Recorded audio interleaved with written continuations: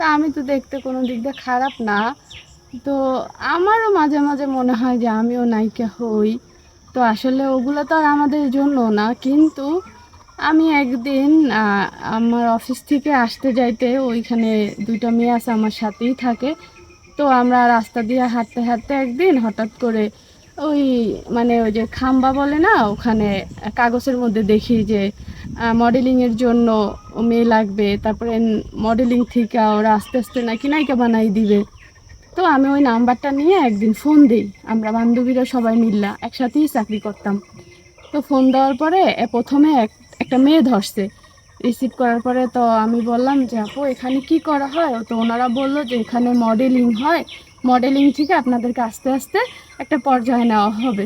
তো আমি জিনিসটা সিরিয়াস ভাবছিলাম, ভাববা তারপর ওখানে আবার ফোন দিয়েছি। ফোন দেওয়ার পরে এক ছেলে রিসিভ করলো ওইখানকার, কি বলে যেন ওটাকে, আমার সঠিক জানা নাই, যে ছবি করে আর কি।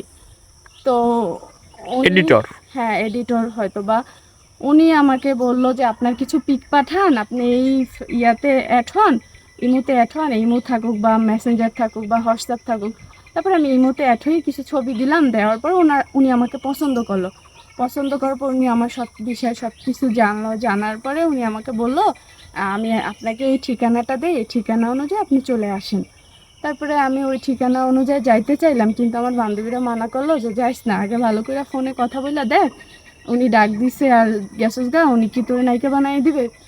তারপরে আমি ওনার সাথে আরও বেশি কিছুদিন কথা বলি, বলার পর উনি আমার সম্পর্কে সব কিছু জানে যে আমি গার্মেন্টসে চাকরি করি আর অনেক কিছু।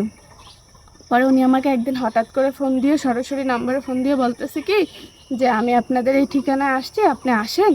হ্যাঁ, তারপরে আমি ওনার সাথে দেখা করতে গেছি। দেখা করার পরে উনি আমাকে একটা ঠিকানা দিয়েছে, এই ঠিকানা যাও, এই ঠিকানা আরও অনেক মেয়েরা আছে, ওখানেই মডেলিং হয়, ওখান থেকে বাছাই করে মেয়েদেরকে মানে নায়িকা করার জন্য নেওয়া হয়।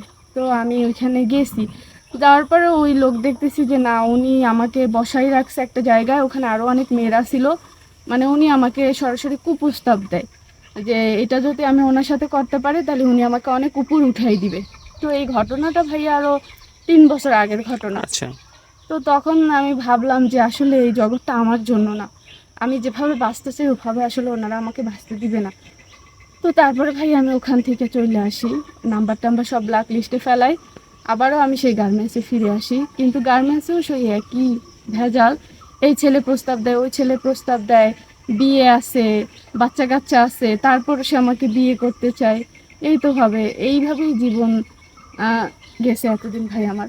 আচ্ছা, আপনি তো বিয়ে করেননি নাকি? না ভাই, আমার বিয়ে হয়নি। আচ্ছা, কোনো প্রবাসী ছেলে যদি আপনাকে বিয়ে করতে চায়, আপনি কি বিয়ে করবেন?